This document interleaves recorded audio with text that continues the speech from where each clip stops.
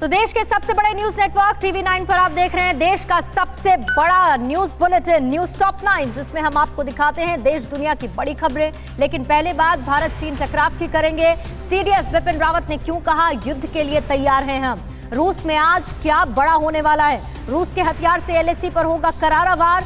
भारत चीन के बीच की सभी बड़ी खबरों के लिए आप देखिए टॉप 9 एलएसी पर टक्कर। चीन से तनाव के बीच सीडीएस जनरल बिपिन रावत का बड़ा बयान आया है। रावत ने कहा कि हमारी सेनाओं को तैयार रहना चाहिए, लेकिन यह भी सच है कि हम चीन की तरफ से आक्रामक हरकत देख रहे हैं और इनसे निपटने में हम सक्षम हैं। हालांकि रावत ने शांति की भी दुहाई दी है। चीन से तकरार के बीच गुरुवार को आर्मी चीफ मनोज मुकुंद नरवणे 2 दिन के लिए लेह पहुंच गए, जहां नरवणे ने एलएसी पर मौजूद फॉरवर्ड लोकेशन का दौरा किया और सुरक्षा का जायजा लिया। इससे पहले बुधवार को air chief marshal RKS Bhadauria ने भी भूटान बॉर्डर के पास पूर्वी वायु कमान की तैयारियों का जायजा लेने हासीमारा एयरबेस गए थे। एलएसी पर तनाव को लेकर विदेश मंत्री ने कहा कि पिछले 4 महीने से सीमा पर जो तनाव है वो चीनी सैनिकों की वजह से है, क्योंकि पीएलए ने एलएसी पर यथास्थिति बदलने की कोशिश की है। एस जयशंकर ने कहा कि सीमा पर तनाव को दूर करना जरूरी है, इसके लिए कूटनीति एक जरिया है। बता दें कि 10 सितंबर को रूस में चीन और भारत के विदेश मंत्रियों की मुलाकात हो सकती है। ब्रिगेडियर लेवल की 4 दिनों से चल रही बातचीत गुरुवार को भी बेनतीजा ही खत्म हो गई। दरअसल चीन चाहता है कि भारतीय सैनिक फॉरवर्ड पहाड़ी इलाके को पहले छोड़े, लेकिन भारत सीमा पर मई से पहले की हालात चाहता है। ऐसे में 4 दिन के बातचीत के बावजूद कोई ठोस समाधान नहीं निकल पाया। जल्द ही अगले दौर की बातचीत होगी। रूस में आज एससीओ की मीटिंग में एलएसी के मुद्दे पर रूसी समकक्ष से रक्षा मंत्री राजनाथ सिंह बात करेंगे। सूत्रों की माने तो रूस चीन और भारत के बीच बढ़ते तनाव को खत्म करने में मध्यस्थता की भूमिका निभा सकता है। माना जा रहा है कि रूस दोनों देशों के रक्षा मंत्री से मिलकर युद्ध के हालात को टालने की कोशिश करेंगे। इस बीच चीन ने रूस में रक्षा मंत्री राजनाथ सिंह से अपने रक्षा मंत्री के साथ द्विपक्षीय बातचीत की पेशकश की है। हालांकि भारत ये पहले ही साफ कर चुका है कि रूस में एससीओ की मीटिंग के दौरान भारत और चीन के रक्षा मंत्रियों के बीच किसी तरह की द्विपक्षीय वार्ता नहीं होगी। बता दें कि रूस में रक्षा मंत्री के दौरे का आज आखिरी दिन है। रूस गए रक्षा मंत्री राजनाथ सिंह ने हथियारों की डील मामले में बड़ी सफलता हासिल कर ली है। गुरुवार को भारत और रूस ने एडवांस्ड AK-47-203 राइफलों की डील फाइनल कर ली। इसमें खास बात यह है कि पुराने मॉडल से उलट ये राइफल हिमालय जैसे ऊंचे इलाकों के लिए बेहतर है। एलएसी पर तनाव और हाल में हुई सैन्य झड़पों को देखते हुए ये डील अहम मानी जा रही है। एलएसी पर तनाव बढ़ता देख चीन को लगने लगा है कि भारत कभी भी हमला कर सकता है। ऐसे में पीएलए ने युद्ध के हालात से निपटने की तैयारियां शुरू कर दी है। सूत्रों की माने तो तिब्बत से सटी सीमा पर 6 किलोमीटर के अंदर पीएलए ने एंटी टैंक माइंस बिछाने शुरू कर दिए, क्योंकि एलएसी पर तैनात भारत के भीष्म टैंक से चीन खौफजदा है। चीन ने एलएसी में पूर्वी लद्दाख के पास 5 मिलिशिया स्क्वाड को तैनात किया है। मिलिशिया मूल रूप से चीनी पीपुल्स लिबरेशन आर्मी का एक आरक्षित बल है। ये युद्ध की स्थितियों में तैनात रहते हैं और पीएलए को सैन्य अभियानों में मदद करते हैं। इसमें पर्वतारोही, बॉक्सर्स, स्थानीय फाइट क्लब के सदस्य और अन्य लोग होते हैं। पड़ोसी पाकिस्तान को भारत की बड़ी चेतावनी क्या है। सैटेलाइट इमेज ने खोली ड्रैगन की पोल। कैसे पाकिस्तान के साजिशों के सपने चकनाचूर हुए। टॉप 9 चीन पाक साजिश में देखिए। चीनी सरकार के मुखपत्र ग्लोबल टाइम्स ने गीदड़ भभकी दी है। अखबार ने लिखा कि भारत के लिए ऊंचाई पर बड़ी संख्या में सैनिकों की तैनाती करना काफी खर्चीला होगा। हथियारों और सामान की आपूर्ति से भारत की आर्थिक स्थिति पर भी बुरा असर पड़ेगा। सर्दी में यह खर्च और ज्यादा बढ़ जाएगा। अखबार ने लिखा कि सैन्य आपूर्ति की भारी भरकम लागत को देखते हुए इस तरह का आक्रामक रुख दिखाना बेकार है। चीन से सीमा विवाद के बीच भारतीय सुरक्षा बलों के लिए सर्दियों में पहाड़ों पर तैनाती के लिए सक्षम तकनीक विकसित कर ली गई है। रक्षा अनुसंधान एवं विकास संगठन DRDO के अध्यक्ष GS रेड्डी ने कहा कि हमारी तैयारी पूरी है। दुर्गम पहाड़ी इलाकों में बर्फबारी और बर्फीले तूफान जैसी समस्या से निपटने के लिए सेना तकनीक और साजो सामान से पूरी तरह लैस है। एलएसी पर भारतीय सैनिकों से झड़प में मारे गए चीनी सैनिकों के नए आंकड़ों का खुलासा हुआ है। पीएलए के पश्चिम थिएटर नंबर 76 ग्रुप आर्मी की तरफ से जारी एक डॉक्यूमेंट में चीन के 78 सैनिकों के मारे जाने की बात कही गई है। इस डॉक्यूमेंट पर 258 सिंथेटिक ब्रिगेड के कमांडर सुन शियाचुन के हस्ताक्षर और 1 सितंबर की तारीख है। सीडीएस बिपिन रावत ने पाकिस्तान को चेतावनी दी है। रावत ने कहा कि चीन के साथ तनातनी के माहौल का फायदा उठाकर अगर पाकिस्तान ने कोई हरकत की तो उसे बहुत भारी नुकसान उठाना पड़ेगा। पाकिस्तान की किसी भी हरकत का जवाब देने की पूरी तैयारी है। चीन अपने सैन्य अभ्यास का वीडियो जारी कर भारत पर मनोवैज्ञानिक दबाव बनाने का काम कर रहा है। वीडियो में चाइनीज एयरफोर्स का Y-20 विमान युद्ध का साजो सामान लेकर आसमान में उड़ता नजर आ रहा है। वहीं PLA के जवान जमीन से आसमान में टैंक और तोपों से टारगेट पर बमबार्डिंग करते दिख रहे हैं। LAC पर चीन की जासूसी की पोल खोलती ये तस्वीर 2 और 3 सितंबर की है, जिसमें भारतीय वायुसेना की उड़ानों पर नजर रखने के लिए चीन ने सीमा पर अपने जासूसी प्लेन लगा रखा है। ये सैटेलाइट तस्वीरें चीन के 2 एयरक्राफ्ट कैरियर की पोजीशन बता रहे हैं। भारत से युद्ध की आशंका के बीच जिनपिंग ने अपना पाकिस्तान दौरा फिलहाल रद्द कर दिया है। इस साल जिनपिंग पाकिस्तान जाने वाले थे। जिनपिंग के पाक दौरे के दौरान CPEC के बहाने हिमालयन कॉरिडोर का ऐलान होने वाला था। पाकिस्तान में जिनपिंग के दौरे की बड़ी तैयारियां भी हो रही थी, लेकिन सब धरा का धरा रह गया। जिनपिंग के दौरे की नई तारीख तय होगी। सऊदी अरब के पैसे पर पलने वाले पाकिस्तान को करारा झटका लगा है। सऊदी अरब अब अपनी चेकबुक डिप्लोमेसी से किनारा करने जा रहा है। सऊदी अरब से खैरात मिलना बंद होने पर पाकिस्तान की हालत खराब है। ऐसे में इमरान अब जिनपिंग के सहारे जीने की जुगत लगा रहे हैं। दरअसल कश्मीर पर पाकिस्तान और कुरैशी के रुख से सऊदी प्रिंस खफा हैं।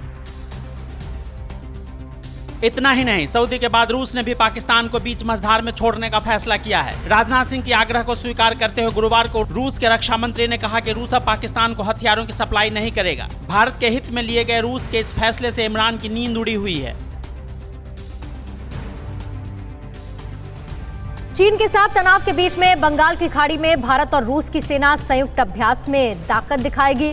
समंदर में अमेरिका से टक्कर लेने के लिए चीन ने अपने युद्धपोत को किस नए हथियार से लैस किया और क्या चीन ताइवान के खिलाफ समंदर में आज कुछ बड़ा करने वाला है? दुनिया से जुड़ी हुई बड़ी खबरें आपको दिखाते हैं टॉप 9 ग्लोबल में।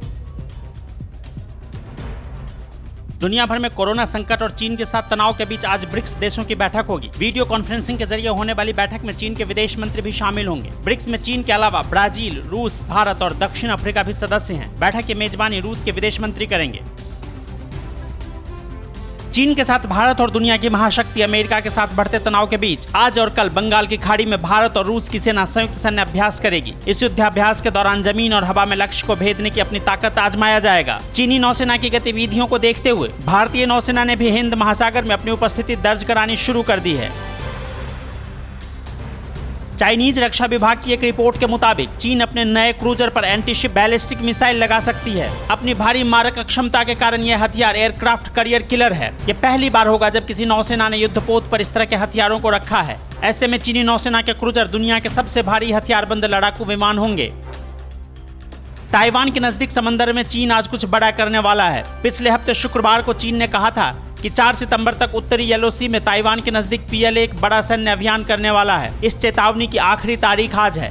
ऐसे में माना जा रहा है कि ताइवान को उकसाने वाला चीन का यह कदम दोनों देशों के बीच युद्ध की आहट है। जिनपिंग आज चाइना अंतर्राष्ट्रीय मेला को संबोधित करेंगे। इस मेले का आयोजन चीन के वाणिज्य मंत्रालय की तरफ से किया गया है। बीजिंग में हो रहे इस आयोजन में जिनपिंग LAC पर तनाव को लेकर कोई बड़ा ऐलान कर सकते हैं। जिनपिंग के इस संबोधन पर आज भारत समेत पूरी दुनिया की निगाह है।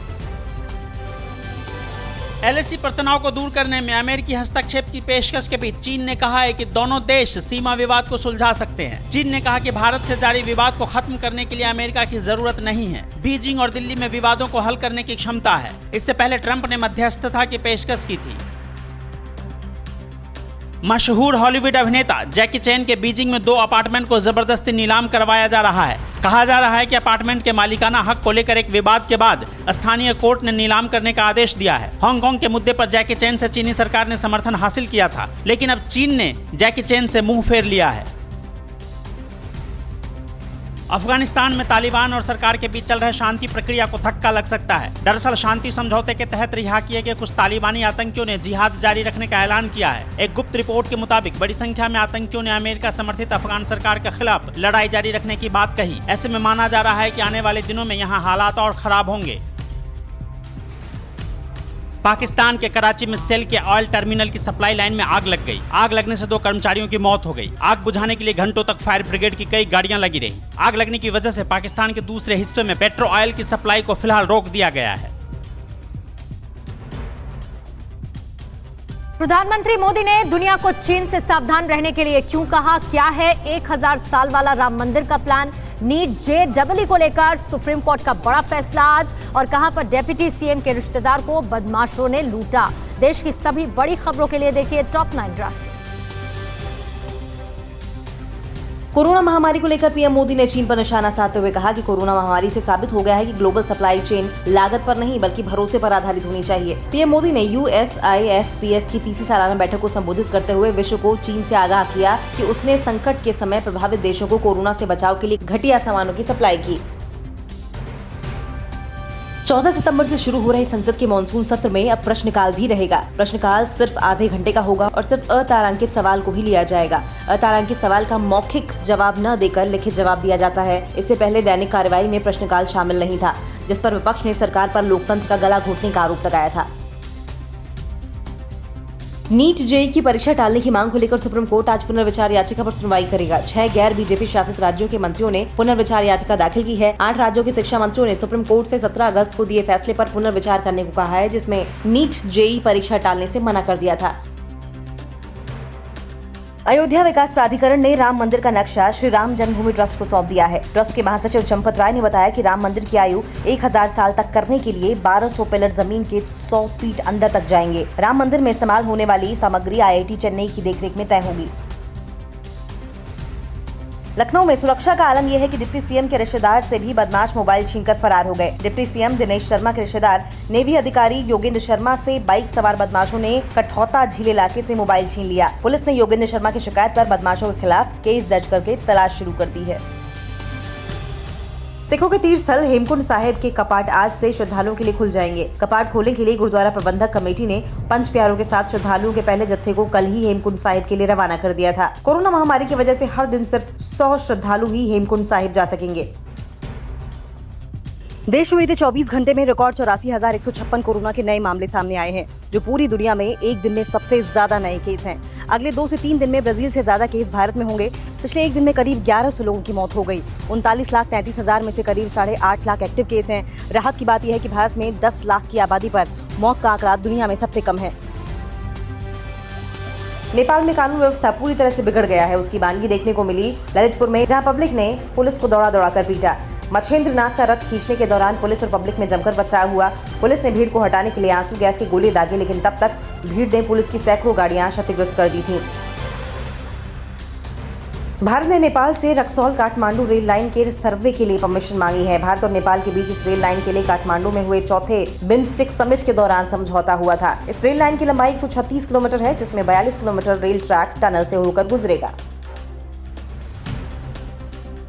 क्या रिया चक्रवर्ती ड्रग केस में गिरफ्तार होने वाली हैं? ड्रग केस की जांच कर रही नार्कोटिक्स कंट्रोल ब्यूरो की टीम अब से थोड़ी देर पहले मुंबई में रिया चक्रवर्ती के घर पहुंची है। सैमुअल मिरांडा के घर भी एनसीबी की टीम छापेमारी कर रही है। ड्रग पेडलर की गिरफ्तारी के बाद रिया के भाई शोभिक का नाम आ चुका है। बॉलीवुड की सबसे बड़ी मौत मिस्ट्री से जुड़ी सभी बड़ी खबरें आपको दिखाते हैं टॉप 9 सुशांत मौत मिस्ट्री में। सुशांत केस की जांच कर रही सीबीआई जल्द रिया चक्रवर्ती को गिरफ्तार कर सकती है। सूत्रों के मुताबिक जांच में पता चला है कि सुशांत की हालत रिया से मिलने के कुछ दिन बाद से ही खराब होनी शुरू हो गई थी। रिया समेत पूरा परिवार ड्रग्स लेता था। सुशांत के संपर्क में आने के बाद रिया ने सुशांत की डिप्रेशन की बीमारी का इलाज बड यानी कि गांजा बताकर उसको नशे का आदी बना दिया। सूत्रों के मुताबिक अब तक की जांच में सीबीआई को सुशांत केस में हत्या की जगह सुसाइड का मामला ही लग रहा है। रिया पर सीबीआई सुशांत को सुसाइड के लिए मजबूर करने के नजरिए से जांच कर रही है। 8 जून को दिशा सालियान की मौत से भी सुशांत काफी परेशान था। सीबीआई को सुशांत के अकाउंट से रिया का अकाउंट में पैसे ट्रांसफर करने के भी सबूत नहीं मिले। सीबीआई सुशांत की बीमारी को लेकर लगाए जा रहे आरोपों की भी जांच में जुटी है। गुरुवार को सीबीआई ने सुशांत की थेरेपिस्ट और मनोवैज्ञानिक सुजैन वॉकर से पूछताछ की। इसके अलावा सीबीआई ने रेहान नाम के मनोवैज्ञानिक डॉक्टर से भी पूछताछ की। वॉकर मुंबई पुलिस को दिए गए बयान में बता चुकी हैं कि सुशांत बाइपोलर डिसऑर्डर से ग्रस्त है और कई बार उनका डिप्रेशन बढ़ भी जाता था। रिया शोभिक के बीच ड्रग्स चैट के नए खुलासे के बाद ड्रग्स केस में भी भाई बहनों पर शिकंजा कसता जा रहा है। सुशांत केस में मनी लॉन्ड्रिंग की जांच कर रही ईडी ने आज फिर रिया चक्रवर्ती के भाई शोभिक चक्रवर्ती को पूछताछ के लिए बुलाया है। गुरुवार को भी शोभिक से ईडी ने लंबी पूछताछ की। ईडी की जांच में ही रिया शोभिक के ड्रग्स केस का खुलासा हुआ था। क्या रिया चक्रवर्ती अपने भाई शोभिक के जरिए सुशांत के लिए ड्रग्स मंगवाती थी? रिया और शोभिक के बीच ड्रग्स को लेकर नए व्हाट्सएप चैट में रिया किसी शख्स के बारे में बता रही हैं कि वो दिन में 4 बार ड्रग्स भरकर सिगरेट पीता है। नए खुलासे के बाद ड्रग्स केस की जांच की जा रही है। एनसीबी ने शोभिक को पूछताछ के लिए समन भेजा है। मुंबई से गिरफ्तार 2 ड्रग पेडलर भी शोभिक का नाम ले चुके हैं। रिया और उनके भाई शोभिक के ड्रग्स कनेक्शन में गिरफ्तार ड्रग पेडलर जैद को मुंबई की कोर्ट ने 7 दिनों के लिए एनसीबी के रिमांड में भेज दिया है। इस केस में मुंबई से लेकर गोवा तक के कई ड्रग पेडलर एनसीबी के रडार पर हैं। मुंबई के ड्रग पेडलर फारूक बटाटा को भी गिरफ्तार किया गया है। इस बीच एनसीबी ने एक अहमद नाम के एक और ड्रग पेडलर को गोवा से गिरफ्तार किया। सुशांत केस में गुरुवार को सीबीआई ने लगातार तीसरे दिन रिया चक्रवर्ती के पिता इंद्रजीत चक्रवर्ती से लंबी पूछताछ की। इससे पहले सीबीआई रिया के पिता के साथ मां से ही पूछताछ कर चुकी है। सीबीआई ने कल सुशांत के कुक नीरज और केशव से भी घंटों सवाल जवाब किए। सूत्रों के मुताबिक बिजनेस मैनेजर श्रुति मोदी ने सीबीआई को कुछ अहम जानकारी दी है। सुशांत केस में बॉलीवुड माफिया पर सवाल उठा रही कंगना रनौत ने शिवसेना नेता संजय राउत पर मुंबई न आने की धमकी देने का आरोप लगाया है। आरोपों को गलत बताते हुए राउत ने कहा, अगर कंगना को ऐसा लगता है कि वो मुंबई पुलिस से शिकायत कर सकती हैं। कंगना ने कुछ दिन पहले कहा था कि उन्हें मुंबई पुलिस पर भरोसा नहीं, इसलिए केंद्र सरकार उन्हें सुरक्षा मुहैया कराए। सुशांत के बिजनेस पार्टनर वरुण माथुर से ईडी ने मुंबई में कल लगातार दूसरे दिन लंबी पूछताछ की। वरुण सुशांत की साल 2018 में शुरू हुई कंपनी के डायरेक्टर हैं। सुशांत ने रिया और उसके भाई के साथ भी कंपनी शुरू की थी। वरुण से बुधवार को भी ईडी ने 10 घंटे तक पूछताछ की थी। वरुण से पैसों के हिसाब किताब से जुड़े सवाल किए गए। दिल्ली के पॉश इलाके लुटियन जोन में कैसे हुआ बड़ा हादसा? कोरोना के बीच जाम छलकाने वालों के लिए क्या खुशखबरी आई? दिल्ली में कहां पर पत्नी को टोकना पति को भारी पड़ा? मुंबई में मेट्रो शेड शिफ्ट करने पर कांग्रेस ने क्यों सवाल उठाए? दिल्ली मुंबई से जुड़ी हुई हर बड़ी खबर आपको दिखाते हैं न्यूज़ टॉप 9 दिल्ली मुंबई। दिल्ली में कोरोना महामारी के बीच जाम छलकाने वालों के लिए अच्छी खबर आई है। राजधानी में 9 सितंबर से बार खोलने की मंजूरी मिल गई है। कंटेनमेंट जोन को छोड़कर सभी बार खुलेंगे। दिल्ली सरकार ने बार खोलने के लिए एसओपी जारी की है, जिसमें बिना लक्षण वाले ग्राहक को बार में जाने की इजाजत होगी। एंट्री के समय थर्मल स्कैनिंग और हाथों को सैनिटाइज करना होगा। राजधानी दिल्ली के पॉश इलाके लुटियन जोन में भीषण सड़क हादसा हुआ है, जहां संसद मार्ग से रफी मार्ग की ओर जा रही तेज रफ्तार डीटीसी बस नीति आयोग भवन की दीवार पर टक्कर के बाद क्षतिग्रस्त हो गई। गनीमत रही कि बस में कोई यात्री मौजूद नहीं था। ड्राइवर और मार्शल सुरक्षित बाहर निकल आए। दिल्ली दंगे के आरोपी शर्जील इमाम को कोर्ट ने 30 दिन की न्यायिक हिरासत में भेज दिया है। यूएपीए के तहत असम से शर्जील इमाम की गिरफ्तारी हुई थी। शर्जील के खिलाफ जामिया हिंसा में शामिल होने, दंगा भड़काने और सीए के खिलाफ कथित रूप से भड़काऊ भाषण देने के आरोप में अलग अलग राज्यों में 5 एफआईआर दर्ज की गई थी। राजधानी दिल्ली में पति को पत्नी के अवैध संबंध का विरोध करना महंगा पड़ा। पति ने प्रेमी के साथ मिलकर पति पर हमला कर दिया। बाबू नाम के शख्स पर सुनीता के बॉयफ्रेंड मनोज ने फायरिंग कर दी, लेकिन दोनों गोलियां बाबू के पैर में लग गईं, जिससे कि वो बच गया। पुलिस ने आरोपी पत्नी और उसके प्रेमी मनोज को गिरफ्तार कर लिया है। दिल्ली पुलिस ने बैंक कर्मचारी बनकर हजारों लोगों को ठगने वाले गैंग का पर्दाफाश कर गैंग के 5 सदस्यों को गिरफ्तार किया है। गैंग के सदस्य लोगों से कैशबैक लेने के नाम पर क्रेडिट कार्ड की डिटेल मांगते थे और पैसा निकालने के बाद सिम बंद कर देते थे। गैंग अब तक हजारों लोगों से ठगी कर चुका है। दिल्ली पुलिस की आर्थिक अपराध शाखा ने नोएडा से एक ऐसे ठग को गिरफ्तार किया है, जो खुद को पीएमओ का अधिकारी बताकर गुजरात के बड़े बिजनेसमैन से 36 करोड़ की ठगी कर चुका है। पीयूष बंदोपाध्याय ने अपनी पत्नी के साथ मिलकर कारोबारी को ठेका दिलाने के नाम पर करोड़ों रुपए ठगे। मुंबई के पास रायगढ़ में बिल्डिंग हादसे से सबक लेते हुए महानगर पालिका ने एहतियातन 4 जर्जर इमारतों को सील कर दिया है। महानगर पालिका ने जर्जर इमारतों को खाली कराकर इनके बिजली और पानी के कनेक्शन काट दिए हैं, जिससे दोबारा यहां कोई न रह सके। तारीख गार्डन में बिल्डिंग गिरने से 16 लोगों की मौत हो गई थी।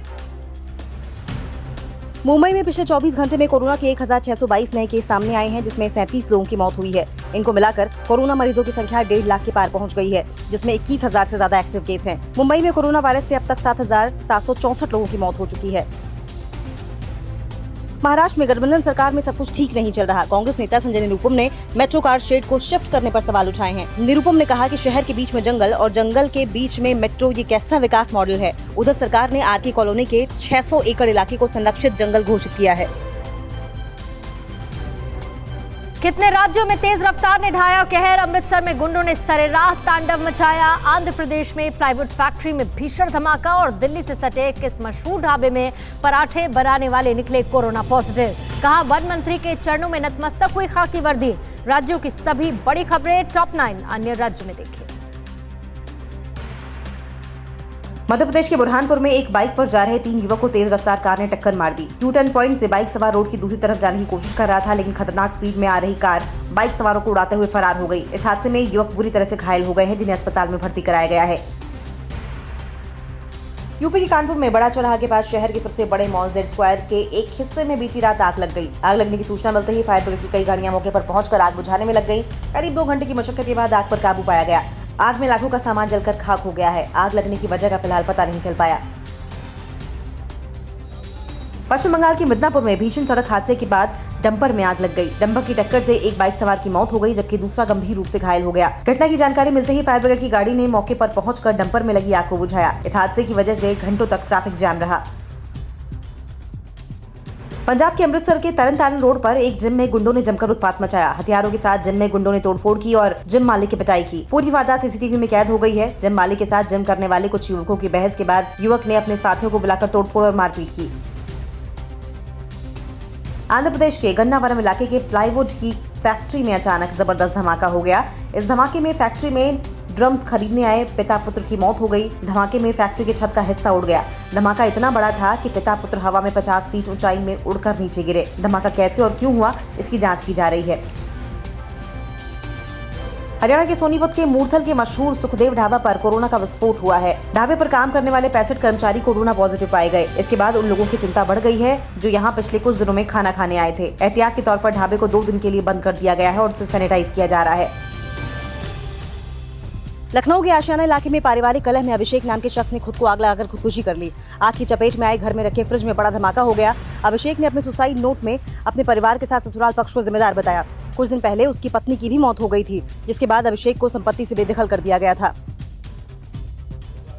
उत्तर प्रदेश के रायबरेली में कुछ दिन पहले लापता हुए चचेरे भाई बहन की हत्या का खुलासा हुआ है। 1 सितंबर को कुंडलवन गांव से 11 साल के दीपक और 19 अगस्त को 8 साल की रूबी नाम की लड़की का अपहरण कर लिया गया था। कुछ दिन पहले इलाके में मिले नरकंकाल की जांच पड़ताल के बाद हत्या का खुलासा हुआ। पुलिस हत्या के पीछे की वजह का पता लगाने में जुटी है।